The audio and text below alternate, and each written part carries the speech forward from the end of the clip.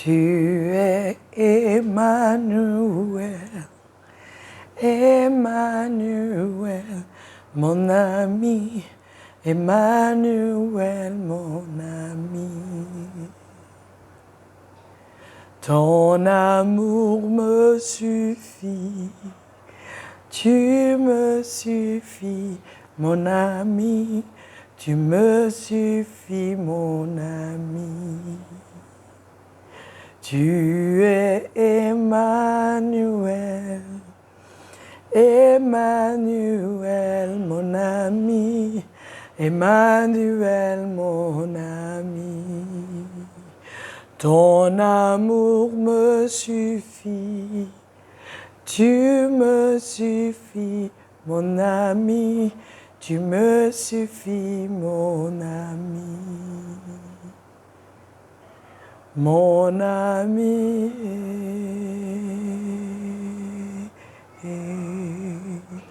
mon ami, mon ami, mon ami,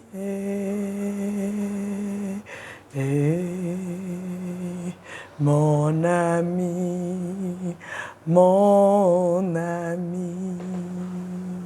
Tu me suffis, mon ami, tu me suffis, mon ami. Tu me suffis, oh Jésus, tu me suffis, mon Jésus. Mon ami,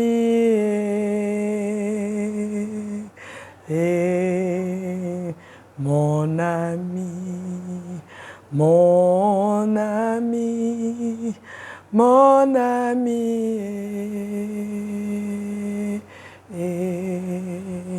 mon ami, mon ami. Tu me suffis,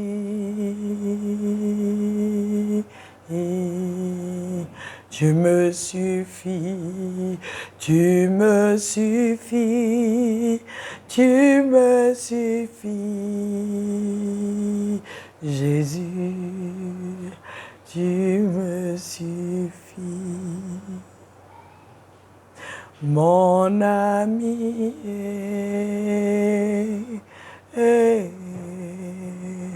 mon ami, mon ami, mon ami,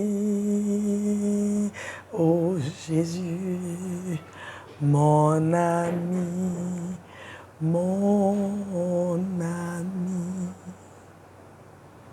Seigneur, ce soir, je veux proclamer que tu me suffis. Tu es cet ami-là qui se révèle dans les moments de difficulté. Cet ami qui est plus proche qu'un frère. Tu me suffis. Ton amour me suffit. Ton sacrifice à la croix me suffit. Tout ce que tu as fait pour moi me suffit pour vivre une vie supérieure. Je veux bénir ton Saint-Nom pour ce temps que tu nous donnes. J'élève ton nom, Seigneur, parce qu'il n'y a aucun autre comme toi, aucun qui puisse se comparer à toi, aucun qui puisse se mesurer à toi. Tu es Seigneur, tu n'as pas d'égal. Personne ne peut annuler ce que tu as fait pour nous, pour les hommes. Seul l'homme lui-même peut refuser d'en bénéficier. Mais je choisis, ô Dieu, de bénéficier de ce que tu as fait pour moi. C'est un privilège, un honneur que toi tu ailles à la croix pour nous. Béni sois-tu, Père, au nom de Jésus. Amen. Amen. Gloire à Dieu, peuple de Dieu. Nous sommes encore ensemble ce soir, à notre heure habituelle. sur notre plateforme une autre dimension avec Christ. Alléluia. Et le thème de ce mois, c'est Jésus, ma suffisance. Alléluia. Jésus, ma suffisance. Tout simplement, Jésus me suffit. En lui, j'ai tout. En lui, je suis tout. En lui, je puis tout. Alléluia. En Jésus, j'ai tout. Donc, Jésus me suffit. Pourquoi ce thème, peuple de Dieu? Parce qu'aujourd'hui, il y a un petit souci. Je ne dirais même pas un petit, un grand souci. Où nous, les enfants de Dieu, nous croyons que Jésus n'est pas suffisant. C'est-à-dire, nous voulons, il arrive que nous ajoutions à Jésus. Il y a quelque chose que j'ai compris quand les grands hommes de Dieu viennent faire des croisades en Afrique, ne comprenant pas la mentalité des Africains. Ils viennent et ils font beaucoup de croisades et beaucoup de gens donnent leur vie, mais ils ne se rendent pas compte que, comme il y a beaucoup de dieux, on accepte aussi le Dieu qui présente et on ne laisse pas les autres. J'étais en train d'écouter quelqu'un qui qui parlait sur TikTok et il disait que nous, les Africains, nous avons tellement accepté les religions, les dieux étrangers qu'on est venu nous présenter. Et il se plaignait un peu des musulmans. Comment est-ce que on refuse qu'un musulman épouse une chrétienne? Comment est-ce qu'on refuse? Ça dit, tu vas même chercher un appartement dans un immeuble qui a été construit par un musulman. Je ne sais pas de quel pays il est et qu'on te demande de quelle religion tu es. Lorsqu'on dit que tu dis tu es chrétien, on dit il n'y a pas de place. Et dans sa frustration, il disait que comment est-ce qu'on a pu accepter les autres religions jusqu'à ce que ces autres religions-là nous conduisent ou c'est-à-dire nous enlèvent en nous cet amour que nous devons avoir. C'est-à-dire dans sa frustration, il y a des choses qu'il a mélangé les choses, quoi, comme je peux dire. Mais aujourd'hui, peuple de Dieu, je viens nous dire que Jésus n'est pas une religion. Les chrétiens se disent c'est une religion, la chrétienté est une religion. Mais ce n'est pas une religion. Ce n'est pas une religion. Jésus n'est pas une religion. Jésus n'est pas une religion. Je le dis encore, Jésus est une personne qui demande à ce que chacun de nous ayons une relation avec lui. Il n'est pas, avant qu'il ne vienne, il y avait la religion. Il est venu détruire ce que la religion fait aux hommes. Il est venu montrer que la religion amène l'homme à faire des rituels, ne fais pas, fais ceci, fais cela, mais la religion ne te révèle pas Dieu. La religion te révèle au contraire que tu ne peux pas sans Dieu, que tu as besoin de Dieu. C'est ce que la religion fait. Et aujourd'hui, peuple de Dieu, je veux nous parler de Jésus, notre suffisance. Pourquoi Jésus est notre suffisance? Pourquoi même Jésus suffit? Quand tu as Jésus, tu n'as plus besoin de quelque chose d'autre. Parce que c'est ça, quand on dit ma suffisance, quand tu as Jésus, tu n'as besoin de rien d'autre. Quand tu as Jésus, tu ne négocies pas avec le diable. C'est pas Jésus et autre chose. On ne mélange pas Jésus et autre chose. Parce qu'il n'est pas une religion. Il est Dieu, le Fils de Dieu. Il a été prophétisé dans la Torah, c'est-à-dire l'Ancien Testament, parle de Jésus, de l'avènement, il a été prophétisé qu'un Messie viendra. Pourquoi il suffit? Parce que Dieu a parlé de lui, qu'il enverra quelqu'un. Il le dit dans le livre de Genèse chapitre 3 verset 15. Il dit à la femme, je mettrai inimitié entre toi et la femme et entre ta sémence et sa sémence. C'est ce qu'il dit. Elle, sa semence, te brisera la tête et toi tu lui briseras son talon. C'est ce qu'il dit. Il parle dans le premier livre. Il parle de Jésus. Il dit à la femme que la sémence de la femme brisera la tête du serpent. La semence de la femme brisera la tête de la femme. Et tu vois dans le livre de Luc 1, à partir du verset 38, lorsque je parle d'abord de celui dont on a prophétisé, pour te montrer qu'il suffit. Aujourd'hui, c'est de ça que je veux parler. On a parlé de lui. Le Père a prophétisé.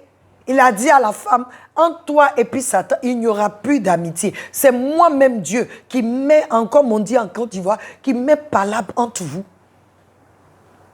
Toi et le diable, vous n'allez plus vous entendre. Et voici ce que je dis. Ta sémence, toi la femme, brisera la tête du serpent. Mais la femme n'a pas de sémence. C'est l'homme qui a une sémence. C'est l'homme qui donne à la femme. Mais Dieu dit, je m'associerai avec la femme et sa semence, je donnerai une sémence à la femme et elle brisera la tête. Donc il a parlé de la semence dans le livre de Genèse. Dans Ésaïe 53, verset 1 à verset 5, je vais lire, il dit, qui a cru à notre rapport? À qui la main de l'Éternel a été révélée? Je paraphrase. Car il se lèvera devant lui comme une tendre plante. Et sa racine sortira de la terre sèche. Il n'a aucune forme, aucune beauté. Et quand nous le voyons, il n'a aucune beauté dont nous devons même, c'est-à-dire il ne nous attire pas. Il dit il a été méprisé et rejeté des hommes. Un homme de douleur qui connaît, c'est-à-dire un homme de douleur qui connaît nos infirmités, il dit acquainted, qui peut, on dit en anglais related, c'est-à-dire qui peut comprendre nos désagréments, les choses qui se passent en nous. C'est Ésaïe 53, je voudrais que tu le lises dans ta parole parce que j'ai la Bible en anglais. Il dit,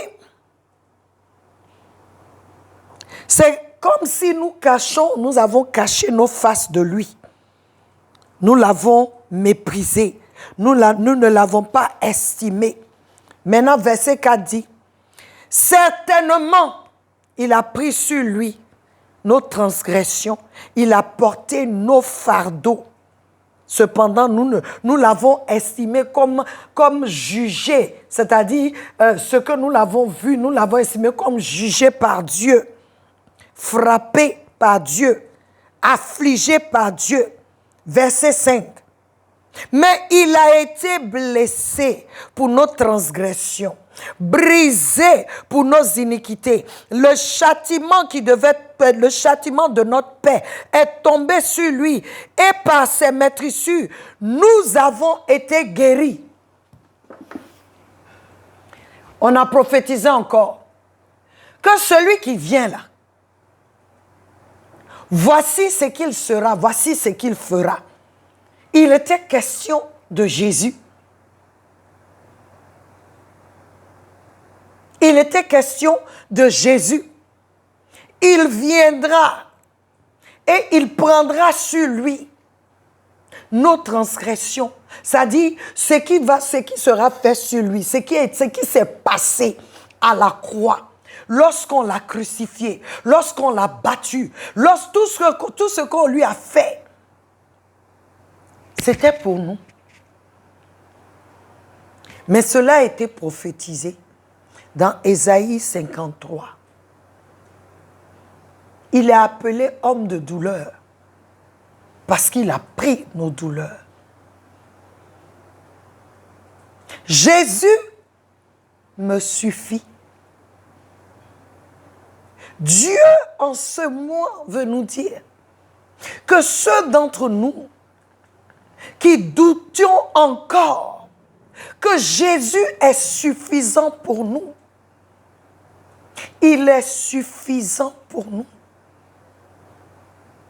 Et je vous dis, il est suffisant, parce que il a été prophétisé que celui qui viendra, c'est lui qui va détruire l'ennemi, qui va briser la tête du serpent. C'est lui. La mort n'a pas pu le retenir dans la tombe. Non seulement il a vaincu la mort, mais il a vaincu les ténèbres. Parce que le troisième jour, il a été ressuscité. Il a été ressuscité le troisième jour. La Bible nous dit, dans le livre, dans le Nouveau Testament, la Bible nous dit, dans 1 Jean 5, 12, celui qui a le Fils a la vie. Et celui qui n'a pas le Fils de Dieu n'a pas la vie. Celui qui a le Fils a la vie. Celui qui n'a pas le Fils de Dieu n'a pas la vie. Qui d'autre peut faire ça? Pour que toi et moi, nous ayons la vie éternelle. Pas cette vie ici seulement, il y a une vie éternelle. Pas n'importe quelle vie éternelle. Cette vie de qualité que je vais passer, que tu vas passer devant Dieu, l'éternité, dans la présence de Dieu. Il y a d'autres qui vivront éternellement, mais dans l'enfer, dans le feu. Et il dit ceux-là, ils n'ont pas la vie parce que pour Dieu, celui qui vit vraiment, c'est qu'il est dans la vie devant Dieu. C'est ce qu'on appelle la vie. Mais celui qui vit éternellement dans le feu,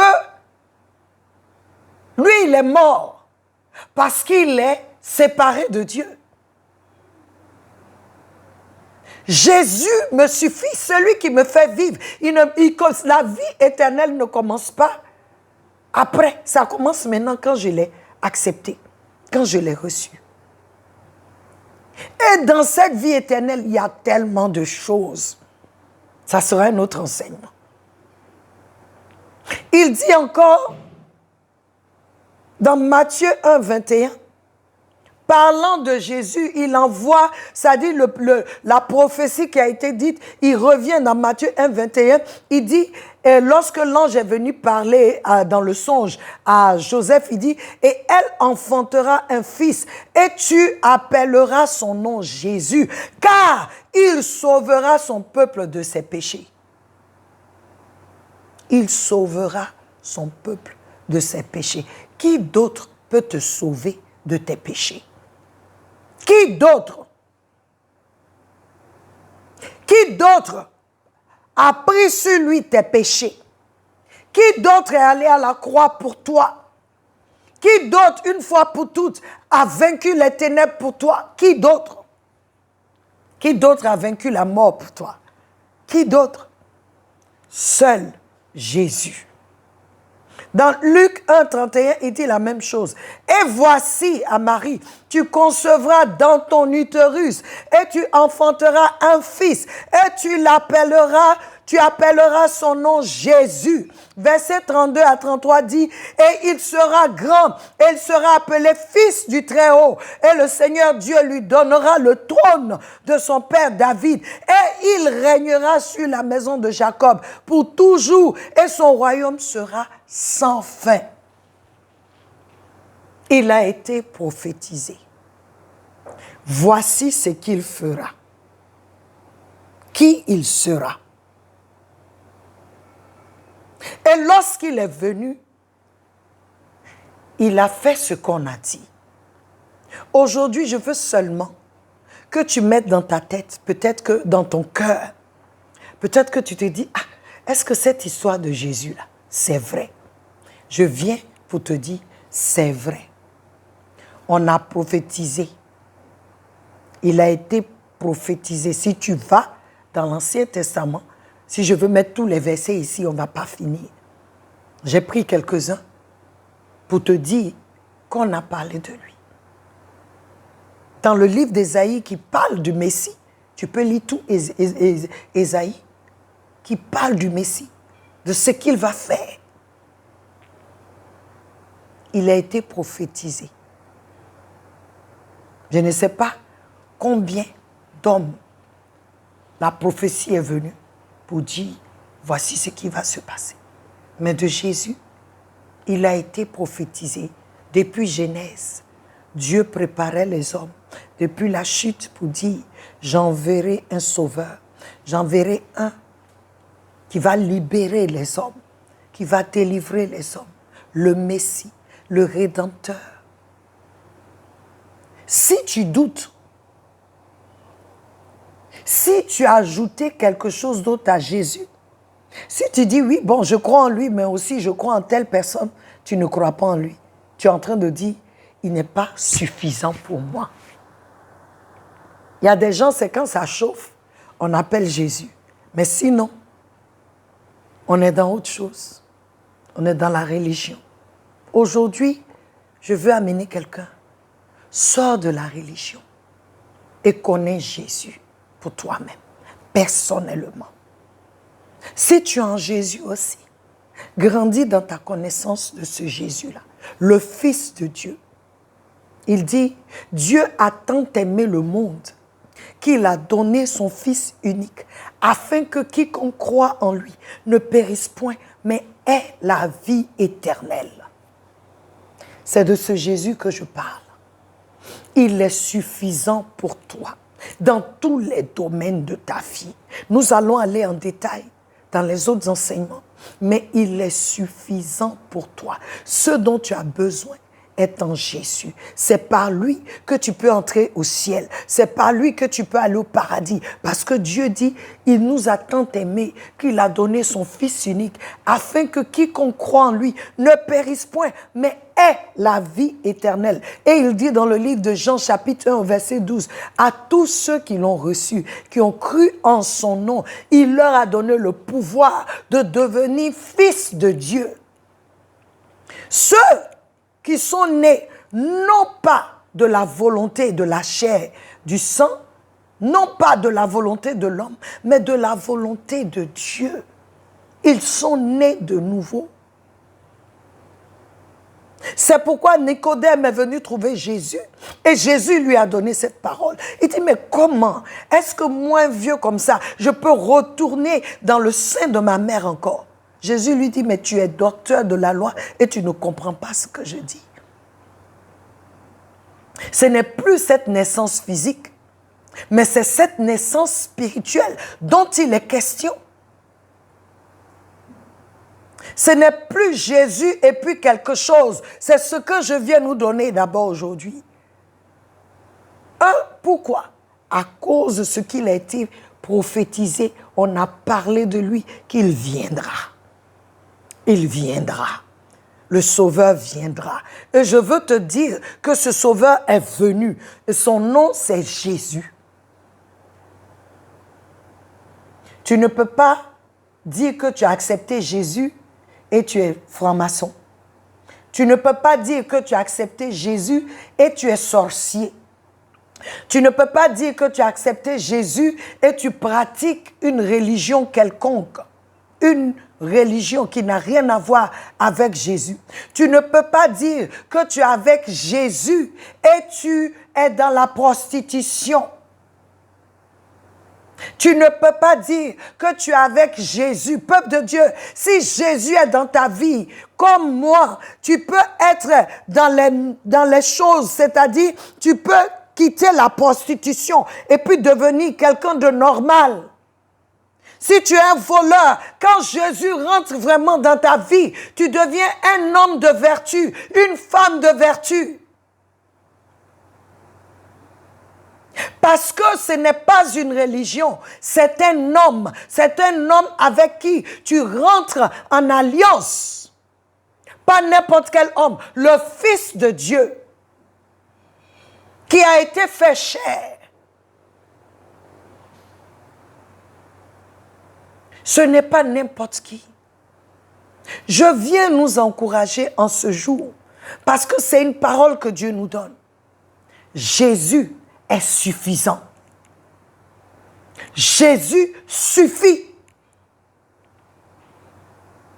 Il y a des choses, on vous dit, mais tu peux faire, ça ne t'empêche pas d'aller à l'église. Non, ce n'est pas parce que tu vas à l'église.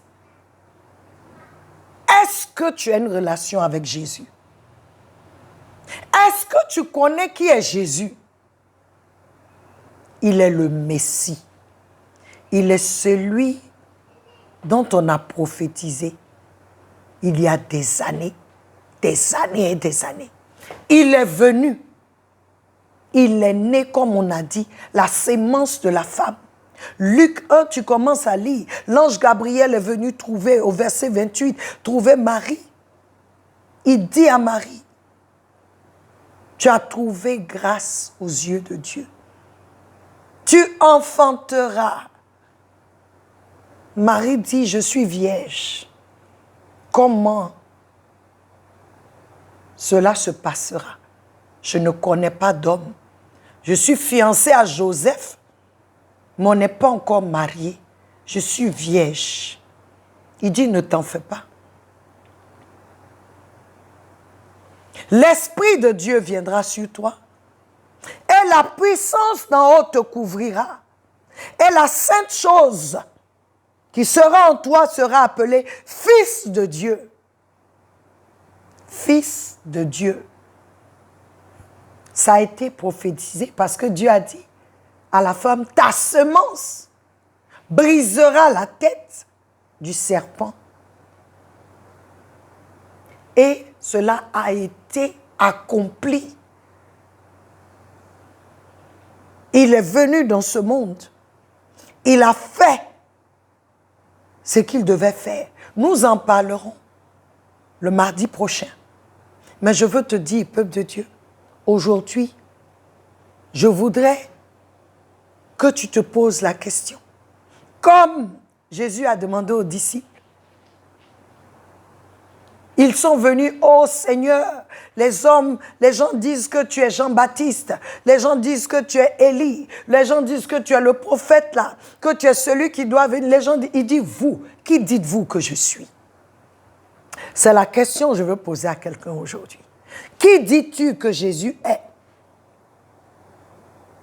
Qui est Jésus pour toi?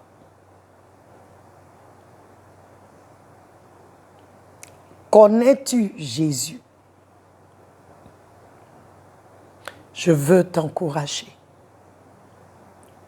Si tu as accepté Jésus comme Seigneur et Sauveur, ton Sauveur personnel, et que tu as glissé, reviens. Parce que le Seigneur nous dit que Jésus suffit.